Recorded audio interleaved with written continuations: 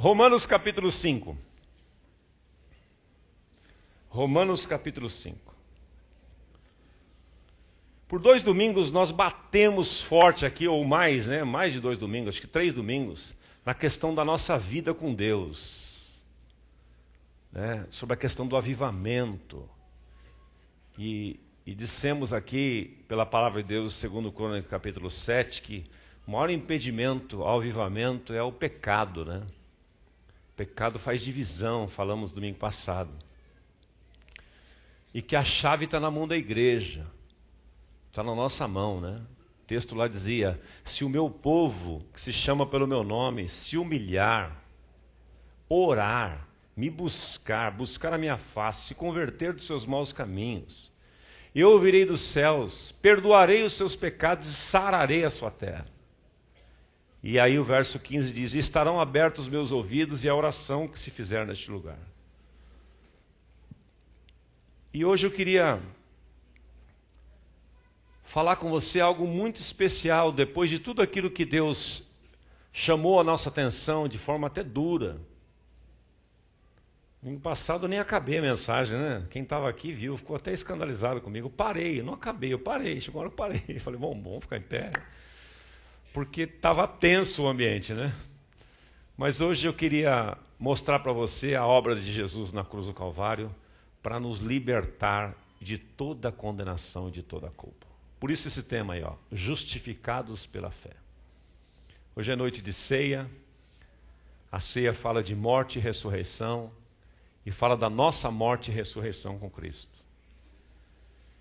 Romanos 5, o apóstolo São Paulo, um capítulo memorável aqui das Escrituras, ele faz a seguinte declaração. São palavras até profundas. Eu não pretendo aqui ser profundo nisso, mas eu preciso ser prático e mostrar para você esse princípio da justificação que é tão importante, é o coração da vida cristã. Sem isso não se vive vida cristã. Você se entra numa paranoia de religião, que aí você acaba ficando doente. Veja só. Romanos 5:1, na versão da NVI, diz assim: tendo sido, pois, justificados pela fé, temos paz com Deus por nosso Senhor Jesus Cristo, por meio de quem obtivemos acesso pela fé a esta graça na qual estamos firmes e nos gloriamos na esperança da glória de Deus. Não só isso, mas também nos gloriamos nas tribulações. Porque sabemos que a tribulação produz perseverança. A perseverança produz um caráter aprovado. E o caráter aprovado, esperança. E a esperança não decepciona. A outra versão diz: a esperança não traz confusão. Porque Deus derramou o seu amor em nossos corações por meio do Espírito Santo que Ele nos concedeu. De fato, no devido tempo, quando ainda éramos fracos, Cristo morreu pelos ímpios. Cristo não morreu pelos santos, Ele morreu pelos ímpios.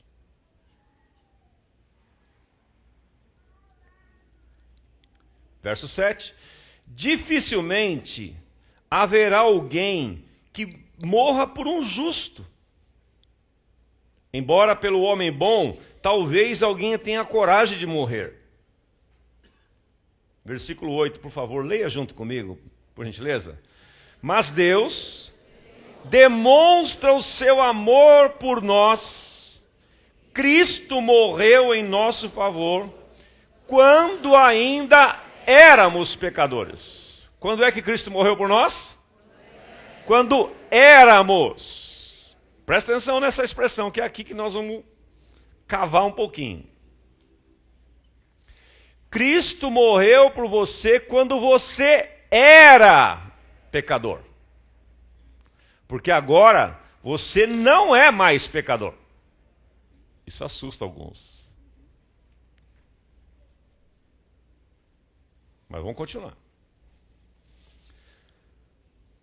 Versículo 9. Como agora somos justificados por seu sangue, muito mais ainda, por meio dele, seremos salvos da ira de Deus. Se quando éramos inimigos de Deus, fomos reconciliados por ele, com ele, melhor dizendo, mediante a morte de seu filho, quanto mais agora, tendo sido reconciliados, seremos salvos por sua vida. Não apenas isto, mas também nos gloriamos em Deus, por meio de nosso Senhor Jesus Cristo, mediante quem recebemos agora a reconciliação. Versículo 12. Portanto, da mesma forma como entrou o pecado no mundo por um homem, e pelo pecado entrou a morte, assim também a morte veio a todos os homens, porque todos pecaram. Pois antes de ser dada da lei, o pecado já estava no mundo. Mas o pecado não é levado em conta quando não existe lei. Todavia a morte reinou desde o tempo de Adão até o de Moisés, mesmo sobre aqueles que não cometeram o pecado semelhante à transgressão de Adão, o qual era um tipo daquele que haveria de vir. Dá vontade de ler tudo aqui, mas vamos parar por aqui. Espírito Santo de Deus, não há como entender isto, senão por revelação. Por isso que eu oro, Espírito Santo, que tu me dês graça, sabedoria, para colocar as palavras certas, colocar as palavras de maneira simples, para que todos nós possamos entender este mistério tão maravilhoso. E que todos nós, ao tomarmos a ceia hoje, o tomemos com completa certeza de quem nós somos em Cristo Jesus. Obrigado pela tua palavra, obrigado pela obra do Calvário, pela tua morte e ressurreição, e pela inclusão nossa na sua morte e na sua ressurreição. Amém. Meus irmãos, há um grupo de pessoas muito grande, cada vez mais, e isso está nos assustando, que não conhece as Escrituras. Ontem nós tivemos aqui um batismo de quase 300 pessoas. Uma festa linda. E nós estamos preocupados, porque nós queremos ajudar as pessoas a ter um trilho para que elas possam conhecer a palavra de Deus. A partir de janeiro, nós vamos dar agora um momento de confraternização dos grupos, das nossas células, mas segunda semana de janeiro nós vamos pegar firme para integrar essas pessoas, para ajudá-las a crescer na fé e entenderem e conhecerem a palavra de Deus, para que elas possam ter a revelação da obra de Cristo no Calvário. Porque existe uma diferença muito grande entre conhecimento e revelação. O conhecimento ele se adquire com a mente, com o intelecto. Você lê, você pesquisa, você estuda, você adquire conhecimento. Mas a revelação não tem nada a ver com o conhecimento. Revelação é algo, enquanto o conhecimento é algo que se dá no nível da mente, do intelecto, você sozinho conhece? Você sozinho pega um livro, uma enciclopédia e lê? Vai para a internet e pesquisa? Você adquire conhecimento. Mas a revelação é uma outra coisa. É um outro nível. A revelação, para que haja revelação, precisa haver conhecimento. Conhecimento é o primeiro passo. Mas a revelação é algo que não se dá no nível do intelecto, da mente. Se dá no nível do espírito. Por isso que Paulo ora. Em suas cartas ele está sempre orando para que, por exemplo, Efésios 1,18, ele fala assim, eu oro para que vocês sejam iluminados nos seus olhos espirituais, nos olhos do vosso coração. Ele tem dificuldade até de encontrar palavras para explicar o que ele está pedindo. E muitas vezes, o que tem acontecido conosco e com a igreja nesses dias é que a gente não conhece aquilo que é necessário e é fundamental. Por exemplo, essa questão da justificação. E eu separei algumas definições para brevemente colocar esse ensino no seu coração hoje e pedindo a Deus que traga revelação ao nosso coração. Então vamos aqui. O que é justificar?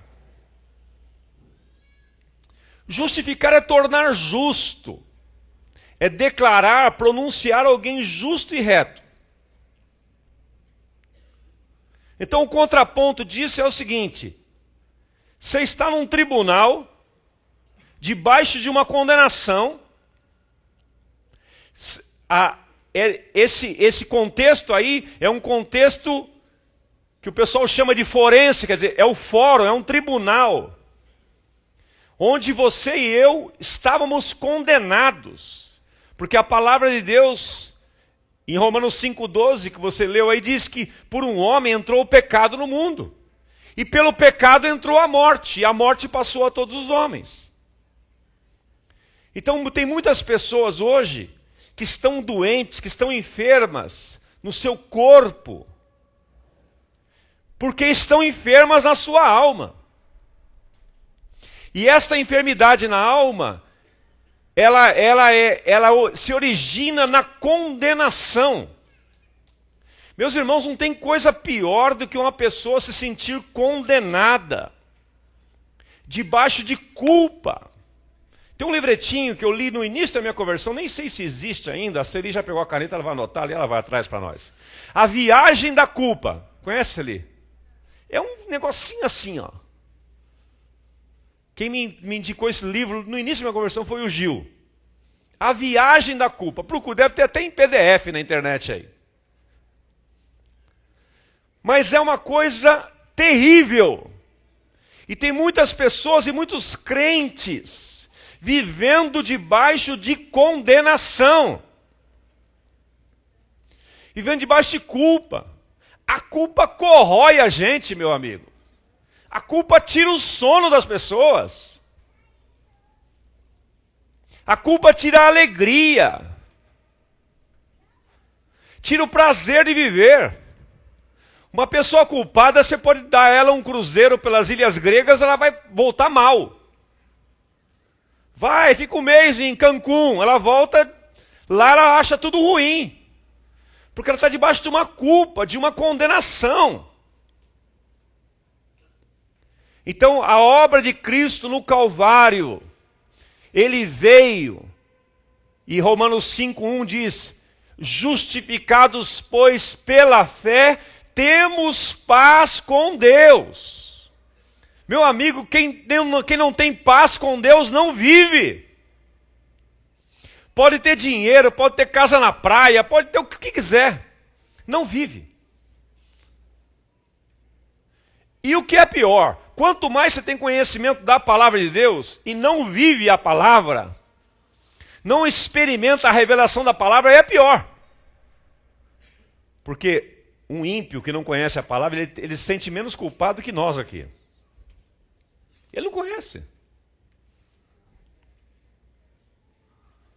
Um jovem que tem um namoro promíscuo de sexo com a namorada, ele não é cristão, para ele é normal. Ele não tem culpa. Ele tem um certo incômodozinho, ele acha, em determinado momento ele pode achar, eu sei porque eu vivi assim, ele pode achar assim um momento, eu acho que não está certo, isso, mas todo mundo faz, eu vou indo também. Então, mas ele não tem essa culpa que o crente tem.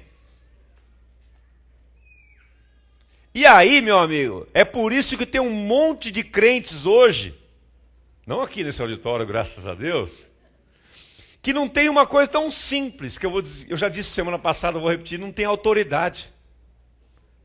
Não se sente apto, né, Robertinho? O cara não se sente. Ele tem vergonha de falar de Cristo. Se aparecer uma pessoa enferma perto dele, ele quer achar um pastor para orar pela pessoa, ele não ora por ninguém.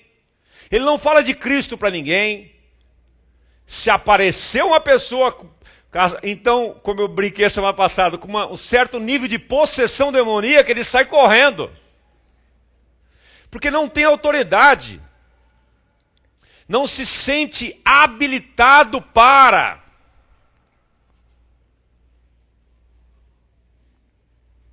Então, meus irmãos, Paulo escreve dizendo que em Cristo Jesus nós fomos justificados pela fé. Você e eu, quando Cristo morreu, Ele morreu para pagar a nossa dívida. Eu e você estamos num tribunal. Nós estamos condenados. A Bíblia diz em Romanos 3:23, todos pecaram e destituídos estão da glória de Deus. Ezequiel 18:4 diz, a alma que pecar, essa morrerá. Todos nós estamos debaixo de uma sentença de morte. Cristo veio. Deus prova o seu amor para conosco, pelo fato de ter Cristo morrido por você e por mim quando éramos pecadores. Ele veio e morreu a nossa morte. Ele pagou a nossa dívida. Estava lá no tribunal, o Osmar deve isso, deve aquilo, fez aquilo outro. O montante dele é esse aqui. Essa é a sua dívida. Jesus foi lá, pega aquela dívida, conforme diz Colossenses 2,14, que lá na prisão tinha lá um escrito de dívida. Na prisão romana era assim, não tinha computadores naquela época. Para ter o DVC da galera lá, né? A capivara dos crimes. Então estava lá na porta. Osmar cumprindo pena porque ele roubou, porque ele matou, porque ele mentiu, porque ele adulterou, porque ele fornicou, porque ele falou mal dos outros. Então está lá a lista. Jesus veio e falou, quanto que é a dívida dele? É isso aqui?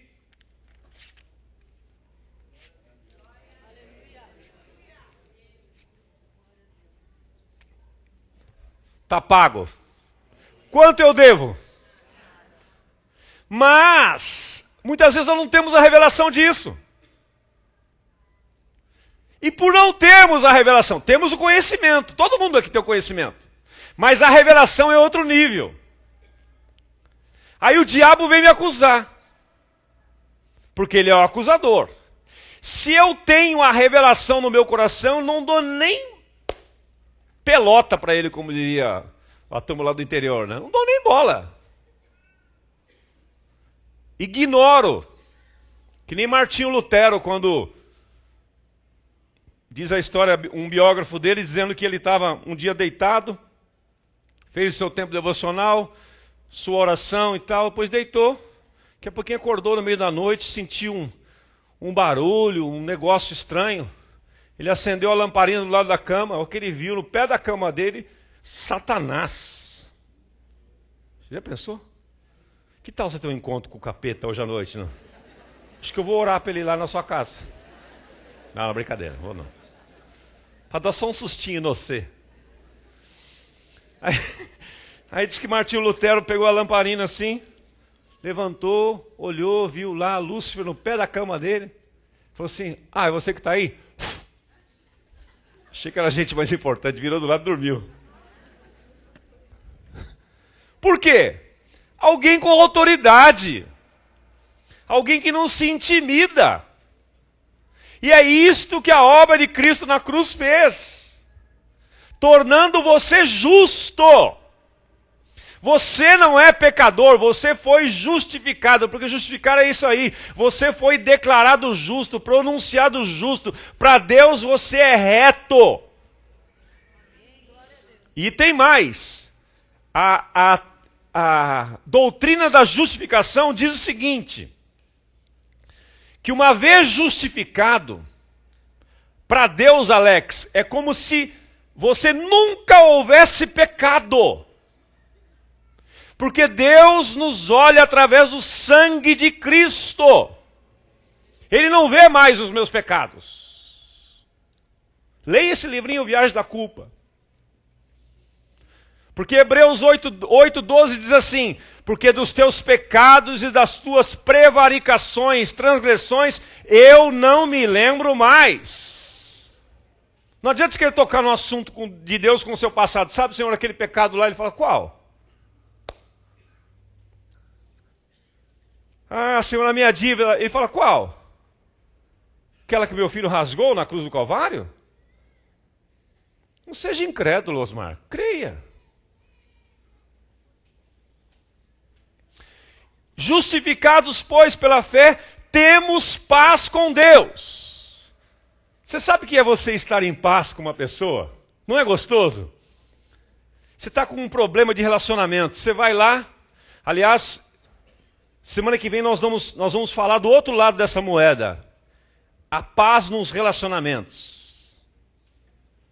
Nós vamos falar sobre como perdoar os nossos ofensores. Estamos sob o efeito do Vida Vitoriosa ainda. Como é que você pode virar o ano sem nenhum problema de relacionamento, com paz com todo mundo? Isso não tem preço, meu amigo. Mas vamos falar hoje da paz com Deus. Justificados, pois, pela fé, temos paz com Deus.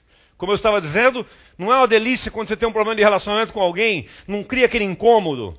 Né? Você fica pensando na pessoa, fala, puxa, mas eu pisei na bola com ela. Nossa, mas ela pisou na bola comigo. Mas eu tenho que acertar. Beleza, eu vou lá acertar. Você marca um café, vai lá, senta, resolve. Você não sai dali livre, aliviado, feliz.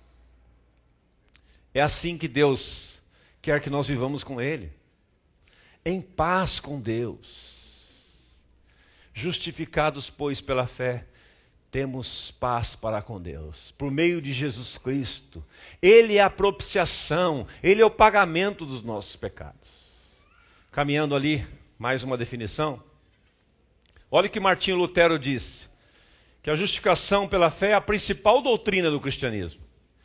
Ele dizia o seguinte, esta doutrina é a cabeça e a pedra fundamental. Por si só, ela gera, alimenta, edifica, preserva e defende da igreja e defende a igreja de Deus. Sem ela, a igreja de Deus não poderia existir por uma única hora. Nós só podemos existir como igreja porque nós somos justificados. Senão nós estaremos condenados. Ou você está condenado ou justificado. Não tem meio termo. O John Piper diz, pregar e viver a justificação pela fé glorifica a Cristo, resgata pecadores e desesperados, encoraja santos imperfeitos e fortalece igrejas frágeis. Porque nós descobrimos quem nós somos.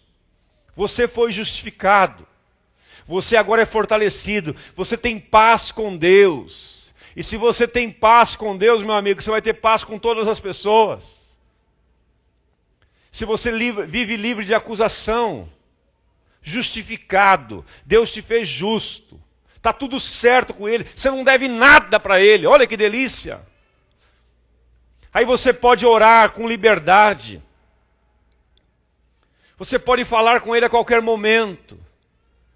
As suas orações, conforme eu preguei semana passada, Isaías 59, que as mãos do Senhor estão encolhidas, os seus ouvidos tapados, por causa do nosso pecado, não tem. Agora é acesso banda larga.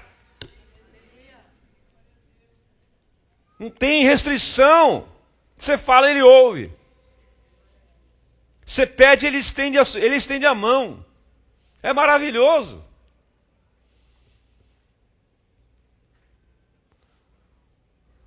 Fala para o seu irmão do seu lado, eu estou gostando desse tema. Fala para ele, está uma maravilha isso aqui. Fala para ele, porque você está gostando desse tema aí? Está me fazendo um bem, está tirando uma pressão de cima de mim. Último slide, eu acho. Olha lá, o que é a justificação? É um ato jurídico ou uma sentença divina na qual Deus declara perdoado todo pecador que crê em Jesus. Creu em Jesus, está perdoado. A justificação é um ato judicial de Deus no qual ele deixa claro, no qual ele declara, baseado na justiça de Jesus Cristo, que todas as exigências da lei estão satisfeitas com respeito ao pecador. Quanto ele devia? Tudo isso está aqui, está pago. Quanto ele deve agora? Nada. Está tudo deletado. Você vai lá, faz a pesquisa no Serasa, o que aparece? Olha que delícia. Não é uma delícia isso? Nada consta. E antigamente constava um monte de coisa, hein, Tadeu? Era uma capivara horrorosa. Mas agora você vai lá, bota o CPF do José Tadeu Ferreira, só aparece lá, no fórum tal, nada consta, nada consta, nada consta. Aí o cara fala assim, olha, não, porque tinha uma restrição aqui. Aí você pega a declaração e fala assim, restrição aonde, meu amigo? Aqui. É uma delícia isso. A justificação é um ato judicial. Por causa da justiça de Cristo. O último agora é o último, é verdade. Leia comigo lá, por favor, a frase de cima. A justificação é o contrário da condenação. Se você só captar isto, você já captou a mensagem. O que é a justificação? É o contrário da condenação. Ela é um ato único e legal que remove a culpa do pecado, restaura o pecador à sua condição de filho de Deus, com todos os seus direitos, privilégios e deveres. A justificação não ocorre na vida do pecador, não produz mudança no seu caráter, mas no tribunal de Deus. A justificação é completa, não possui graus, dizia o Hernandes Dias Lopes. Ela é completa. Não é que assim, eu estou mais ou menos justo hoje, amanhã eu vou... Não, justificação é um ato. Muitas pessoas, e aí é pauta para outra matéria. Muitas pessoas confundem justificação com santificação com glorificação. Não vamos falar sobre isso uma horinha dessa. Eu estou falando hoje sobre justificação. A justificação é um ato. É completa, não possui graus. Todos os salvos estão justificados de igual forma. Ela é um ato legal e forense, quer dizer, acontece no fórum, num tribunal. Com base na justiça de Jesus Cristo, o justo, Deus justifica o injusto. Todos nós aqui éramos pecadores. Agora nós somos justos em Cristo Jesus. Vamos ficar em pé? Posso pedir uma música, Cadu?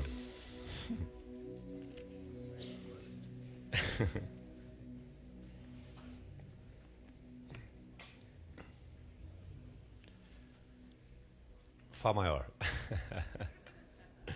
Cristo é a nossa vida, o motivo do louvor, em nosso novo coração. Pois morreu a nossa morte, para vivermos sua vida. Nos trouxe grande salvação. É a justificação.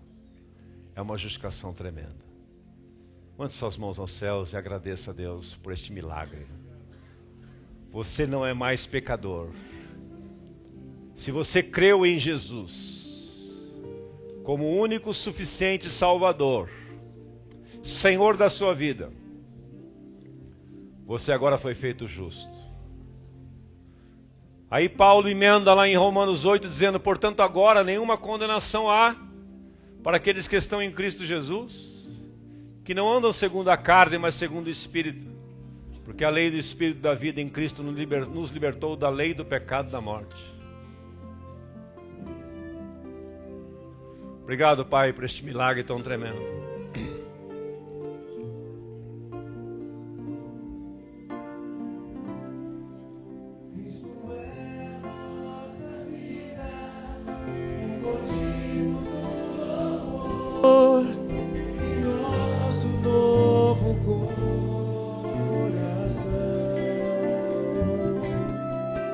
Pois morreu a nossa morte, para vivermos sua vida, nos trouxe grande salvação. Cristo é a nossa vida, Declare bem alto. Cristo é a nossa vida. Suas mãos levantadas, seu rosto levantado. Louvor em nosso novo coração.